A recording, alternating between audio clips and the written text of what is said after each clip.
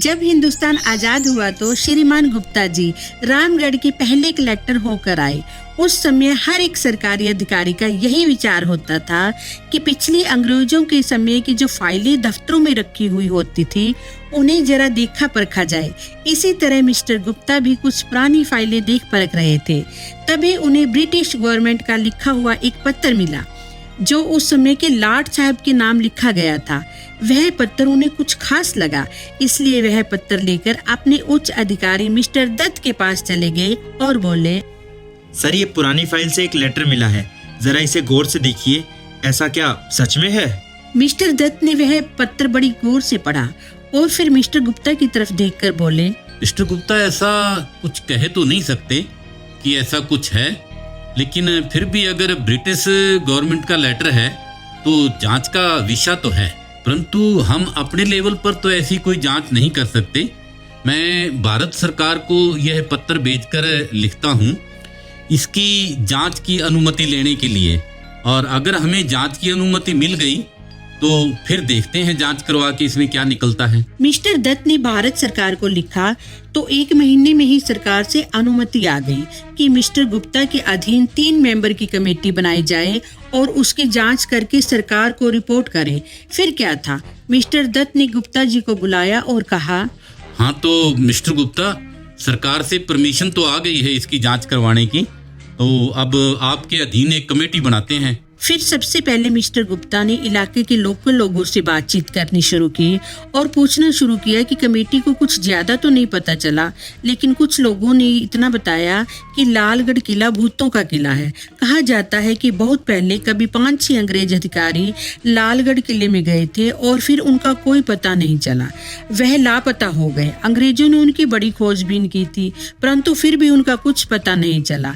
इसके बाद यह कमेटी रामगढ़ के थाने में गई। वहां से उन्हें पुरानी फाइलों में से यह रिपोर्ट मिली जो उस समय रामगढ़ के लॉर्ड साहब मिस्टर जॉनसन की पत्नी ने लिखवाई थी कि मिस्टर जॉनसन और 5 अन्य अंग्रेज अधिकारी 2 दिन पहले लालगढ़ के किले में गए थे और फिर अब तक वापस नहीं आए। जब गुप्ता जी को यह FIR की कॉपी मिली तो वह बोले, वेल बहुत अच्छे, इसका मतलब इस केस की पूरी फाइल भी होगी जरूर रिकॉर्ड में, जरा ढूंढ कर लाइए। और फिर थोड़ी देर बाद एक सिपाही ने पूरी फाइल लाकर मिस्टर गुप्ता को दे दी और उससे मिस्टर गुप्ता को पता चला कि उस समय यहाँ के पुलिस प्रमुख जय सिंह शेखावत थे और जय सिंह शेखावत का एक लिखित बयान भी मिल गया। बयान कुछ इस तरह लिखा था, सर ड्यूक, जब हम पहली बार मिस्टर जॉनसन को लालगढ़ के किले में लेकर गए थे तब हमने हरिपुर के एक साधु की हेल्प ली थी।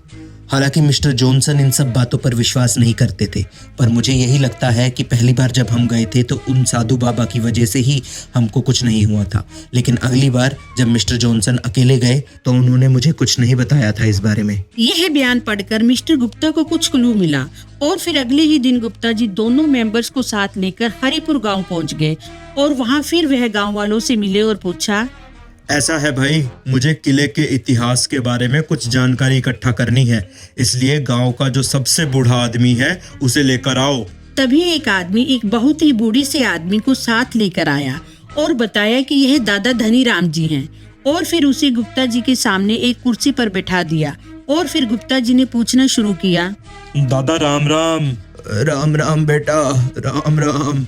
हाँ तो दादा, मैं सरकारी मुलाजिम हूँ, रामगढ़ का कलेक्टर। मैं यहाँ पर किले के बारे में जानने आया हूँ। आप बताइए, क्या सच में ऐसा है जो लोग कहते हैं? किले में सच में कोई भूत वूत रहता है क्या? हाँ बेटा, लोग सच कहते हैं, इस किले में जिन्नों का वास है, जिन्नों का। दादा, तो इस किले में कभी कोई जाता भी है? ना बेटा ना, कोई नहीं जाता इस किले में। पुराने जमाने के लोग बताया करते हैं कि बहुत पहले कुछ अंग्रेज गए थे इस किले में, आज तक उनमें से कोई वापस नहीं आया। परंतु दादा, मैंने सुना है कि लोग बताते हैं आपके गांव का कोई साधु था, वो जाता था इस किले में। हाँ बेटा, हमारे बड़े बूढ़े बताया करते थे कि एक साधु जाता था उस किले में और वहाँ से कुछ फूल लेकर आया करता था, जिससे सारे गांव वालों की सारी बीमारियां दूर हो जाती थी। और कहते थे कि वह साधु राजा जय सिंह के परिवार से ही था। और उस साधु के पास एक बहुत बड़ा ग्रंथ था, जिस ग्रंथ में इस किले की सारी जानकारी लिखी थी। लेकिन बेटा, वो साधु तो मेरे जन्म से भी कई साल पहले मरा गया होगा। और वो जो ग्रंथ था वो राजा विक्रमजीत का बेटा भूप सिंह वो ले गया था उस ग्रंथ को। अच्छा, तो दादा वो राजा भूप सिंह आखिर रहता कहाँ है? बेटा, रहते तो रामगढ़ के किले में ही थे, पर वो राजा तो बहुत साल पहले मर गए। अब तो उनके परिवार में से कोई मिलेगा, तुमको ही पता करना पड़ेगा। फिर गुप्ता कमेटी ने गांव वालों से विदा ली और रामगढ़ आ गए। अगले दिन वह रामगढ़ में बने राज परिवार के महल में गए। वहां पता चला कि राजा भूप सिंह का पोता करण सिंह अभी भी रहते हैं। वे करण सिंह से मिले और उनसे उस ग्रंथ के बारे में पूछा। राजा करण सिंह जी, मुझे सरकार की तरफ से आदेश मिला है कि लालगढ़ की जांच की जाए, और वो तो मुझे करनी ही होगी। बहरहाल मैं किले के अंदर नहीं जा सकता, लेकिन मुझे पता चला है कि आपके दादा राजा भूप सिंह जी हरिपुर के साधु से एक ग्रंथ लेकर आए थे, जिसमें किले के बारे में सब कुछ लिखा हुआ है। तो मैं आपसे दरख्वास्त करता हूँ कि आप वो ग्रंथ मुझे दे दीजिए। हाँ कलेक्टर साहब, दरअसल वो साधु हमारे ही परिवार में से थे। वो राजा जय सिंह के बेटे ही थे, दूसरी रानी से। राजा विक्रमजीत से बहुत छोटे थे वो, और वो दरअसल बचपन में ही ऋषिकेश के किसी साधु के साथ ऋषिकेश चले गए थे बताते हैं।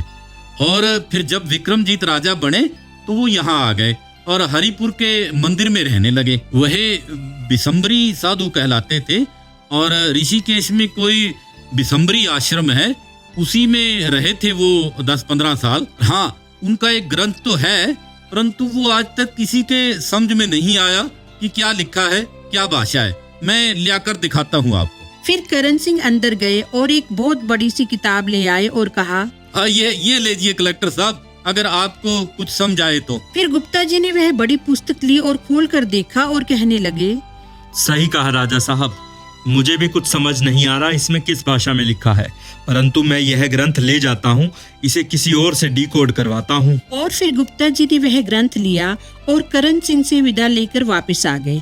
और कमेटी के तीनों मेंबर्स ने सलाह की कि क्यों ना इस ग्रंथ को लेकर ऋषिकेश के विसम्बरी आश्रम जाया जाए और पता किया जाए, हो सकता है वहाँ का कोई साधु इस ग्रंथ को पढ़ सके। और फिर मिस्टर गुप्ता अपने एक साथी को साथ लेकर ऋषिकेश के विसम्बरी आश्रम चले गए और जाकर कुछ साधुओं को वह ग्रंथ दिखाकर पूछा कि क्या इस ग्रंथ को वह पढ़ सकते हैं। तभी एक बूढ़ा सा साधु आगे आया और ग्रंथ को देखकर बोला, हाँ, मैं पढ़ सकता हूँ बेटा, ये मंदरी भाषा में लिखा है ग्रंथ। परंतु बाबा, इसके लिए आपको हमारे साथ रामगढ़ जाना होगा, वहीं जाकर पढ़ना होगा ये ग्रंथ। तब साधु महाराज अंदर चले गए और अपना कुछ सामान थैला वगैरह उठाकर लाए और कहा, चलिए बच्चा, कहाँ चलना है, हम तैयार हैं आपके साथ चलने को। और फिर गुप्ता कमेटी उस साधु को साथ लेकर रामगढ़ आ गए। साधु महाराज को बड़े आदर सत्कार के साथ एक गेस्ट हाउस में ठहराया और गुप्ता जी ने कहा, साधु महाराज, आप आराम से यहाँ पर रहिए और इस ग्रंथ को पढ़कर बताइए कि इसमें आखिर क्या लिखा है, और खासकर लालगढ़ के किले के बारे में इसमें क्या लिखा है। ठीक है बच्चा, लेकिन इस ग्रंथ को पढ़ने के लिए मुझे अभी 4-5 दिन लगेंगे, और इसको पढ़कर फिर ही मैं आपको पूरी जानकारी दे पाऊंगा। कोई बात नहीं महाराज, आप जितने चाहे उतने दिन ले सकते हैं, परंतु इसे ठीक से पढ़कर आराम से जांचना। यह कहकर गुप्ता जी चले गए और साधु महाराज वही गेस्ट हाउस में रहकर उस ग्रंथ को पढ़ने लगे। और फिर 4-5 दिन के बाद साधु महाराज ने संदेश भिजवाकर गुप्ता कमेटी को गेस्ट हाउस में बुलाया और कहने लगे, हाँ तो बताएं बाबू, अब आप क्या पूछना चाहते हैं और किसके बारे में पूछना चाहते हैं। महाराज, हम सरकारी आदमी हैं, हमें सरकार की तरफ से आदेश मिला है कि इस लालगढ़ के किले की जांच करनी है। तो आप हमें बताएं कि इस लालगढ़ के किले की सच्चाई क्या है, क्या सच में अंदर कोई भूत या जिन्नों का वास है, और किले में कोई जा सकता है या नहीं, और किले में कोई खजाना वजाना है क्या। हाँ, सब कुछ है बच्चा, जिन भी हैं, भूत भी हैं, खजाना भी है, और कोई नहीं जा सकता इस किले में। हाँ, हम जैसे कुछ साधु महात्मा आदमी इन ग्रंथ के मंत्रों की वजह से अंदर जा सकते हैं। अपने साथ बस एक आदमी को ले जाने की ताकत है हमारे पास। परंतु महाराज, किसी तरह से यह खजाना निकाल सकती है क्या सरकार? मेरे ख्याल से नहीं बच्चा। जैसे ये सरकार खजाना निकालना चाहती है वैसे ये खजाना निकल नहीं सकता, और जैसे निकल सकता है वैसे सरकार निकाल नहीं सकती। हाँ, एक बात है, मैं आप में से एक आदमी को अंदर ले जा सकता हूँ और सब कुछ दिखा सकता हूँ। फिर सब देखकर आप फैसला करना कि आपने सरकार को क्या रिपोर्ट लिखनी है। अब आप बताएं कि आप में से कौन अंदर जाना चाहता है और किस पर भरोसा है बाकी दोनों को। ठीक है महाराज, मैं ही चलूंगा अंदर। परंतु एक बात बताइए, कोई खतरा तो नहीं होगा ना? और कब जाना है अंदर बताइए। ठीक है, नहीं नहीं, कोई खतरा नहीं है अंदर, परंतु अभी 8 दिन पड़े हैं। पूर्णिमा की रात को ही जाना होगा हमको अंदर। फिर इन 8 दिनों में साधु महाराज कहाँ जाते, क्या करते, किसी को कुछ नहीं पता। चौकीदार ने बताया कि रोज सुबह चले जाते और शाम को आ जाते गेस्ट हाउस में। और फिर पूर्णिमा की शाम गुप्ता जी गाड़ी लेकर साधु महाराज के पास गेस्ट हाउस पहुंच गए। साधु महाराज ने वही फूला रानी के फूलों की एक माला गुप्ता जी के गले में डाली और एक अपने गले में डाली, और बिना किसी को बताए दोनों रात में किले की तरफ चल पड़े। रास्ते में गाड़ी में साधु महाराज जी ने कहा, बाबू, पहली बात तो आपके पास कोई मांस, मदरा या बीड़ी सिगरेट नहीं होनी चाहिए, और दूसरी बात यह है कि ये माला आप तब तक गले से नहीं उतारोगे जब तक हम किले से बाहर नहीं आ जाते। और तीसरा, ये फूलों की माला कहाँ से आई आप किसी को नहीं बताओगे, और अंदर आप जो भी देखोगे किसी को कुछ नहीं बताओगे, वरना आप जिंदगी भर के लिए अपनी आंखें गवा सकते हो। ठीक है ना? ठीक है महाराज, मैं इन सब बातों का ध्यान रखूंगा। और साधु महाराज गुप्ता जी को उसी परियों की पेड़ के पास ले गए और कहने लगे, आप यहाँ कुछ नहीं बोलेंगे, बस देखते रहिए जो मैं आपको दिखाऊंगा। थोड़ी देर में वहाँ बहुत सारी परियां नजर आने लगी। रंग बिरंगी सी एक परी रानी ने साधु को प्रणाम किया और कहा, यहाँ बैठ जाएं आप महाराज, आपने इनको सब समझा दिया ना? हाँ रानी, मैंने इनको सब समझा दिया है। फिर साधु महाराज और गुप्ता जी वहाँ बने सिंहासनों पर बैठ गए। फिर जो गुप्ता जी देखते गए उनको अपनी आंखों पर विश्वास नहीं हो रहा था। परियों ने जश्न मनाया, नृत्य किया और फिर सुबह होने से पहले दोनों को वापस भेज दिया। वापस आते हुए गुप्ता जी कुछ कहने लगे, परंतु साधु महाराज ने कहा, बाबू, अभी आपके सारे सवालों का जवाब नहीं मिला। अभी हम 15 दिन बाद अमावस की रात को फिर आएंगे, तब आपके सारे सवालों का जवाब आपको मिल जाएगा। यह जो आप लाल कोठी के नाम से जानते हो ना जिसको, ये इन्हीं परियों का महल था। इसे राजा जय सिंह ने इन्हीं परियों के लिए बनवाया था, परंतु एक मूर्ख आदमी सुल्तान खिजर खान की वजह से यह कोठी भूतों वाली कोठी बनकर रह गई है। आज इतना ही बताऊंगा, बाकी सब अमावस की रात को। फिर गुप्ता जी ने साधु महाराज को गेस्ट हाउस में छोड़ा। वह माला साधु महाराज को वापस दी और कहा, ठीक है महाराज, मैं अमावस्या की रात को फिर आपसे मिलता हूँ। फिर पहले की तरह साधु महाराज का किसी को कुछ पता नहीं था कि वह कहाँ जाते। सारा दिन बस शाम को आकर गेस्ट हाउस में खाना खाकर सो जाते। अमावस्या की शाम फिर गुप्ता जी आए और साधु महाराज को साथ लेकर किले की तरफ चल पड़े। साधु महाराज ने वही माला गुप्ता जी के गले में डाली, वही सब समझाया और किले के अंदर चले गए। अंधेरी रात थी। वहां दोनों चलते हुए उन्हीं गुफाओं के पास पहुंच गए। थोड़ी देर में एक बड़ा सा जिन सामने आ गया। गुप्ता जी तो डरने लगे, परंतु तभी वह जिन भारी भरकम आवाज में बोल उठा, आओ बिसम्बरी महाराज, आओ। डरने की जरूरत नहीं है बाबू, आप बिसम्बरी महाराज के साथ आए हो, आपको कुछ नहीं कहेंगे हम। बिसम्बरी साधु, इनको समझा दिया है ना आपने सब? बिल्कुल जनात, बिल्कुल, हमने समझा दिया है इनको सब, परंतु यह खजाना देखना चाहते हैं। खजाना तो जय सिंह का है, ये देखना चाहते हैं, दिखा देंगे इनको भी, कोई बात नहीं, अभी बिठाओ इनको यहाँ। और फिर साधु महाराज और गुप्ता जी को एक बड़े से पत्थर पर बिठा दिया गया।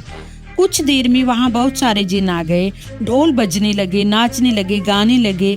यह सब देखकर गुप्ता जी को तो अपनी आंखों पर विश्वास नहीं हो रहा था और वह हैरान होकर नाच देखते रहे। तभी एक जिन उनके पास आया और कहा, चलिए आपको खजाना दिखाते हैं। और फिर वह दोनों को साथ लेकर एक गुफा में चला गया। उसने एक बड़ा सा पत्थर हटाया और कहा, देख लीजिए, यही है महाराज जय सिंह का खजाना।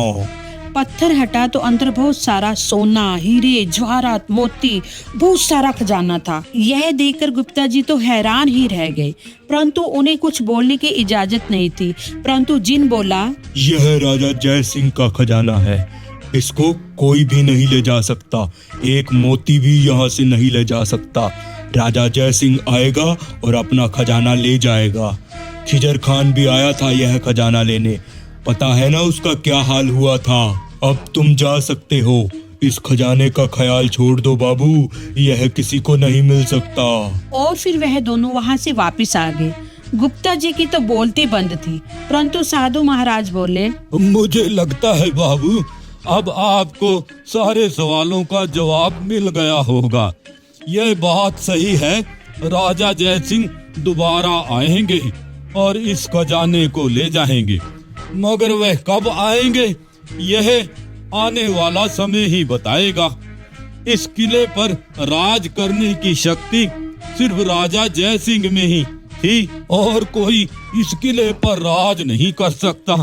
खिजर खान के साथ क्या हुआ यह यहाँ के सारे लोग बहुत अच्छे से जानते हैं। अब आपको क्या रिपोर्ट भारत सरकार को भेजनी है यह आप जाने, मेरा काम खत्म है अब यहाँ से। और फिर गुप्ता कमेटी ने जो रिपोर्ट सरकार को भेजी वह इस तरह थी, हमारी जांच के मुताबिक लालगढ़ किले में खजाना होने की कोई संभावना नहीं है। आम इंसानों का किले में जाना मुश्किल है, क्योंकि किले में कुछ ऐसी शक्तियां जरूर हैं जो इंसानों को खतरा पहुंचा सकती हैं। बस कुछ सिद्ध लोग ही अपनी शक्तियों का इस्तेमाल करके किले में जा सकते हैं। इससे ज्यादा और कुछ नहीं लिख सकते हम।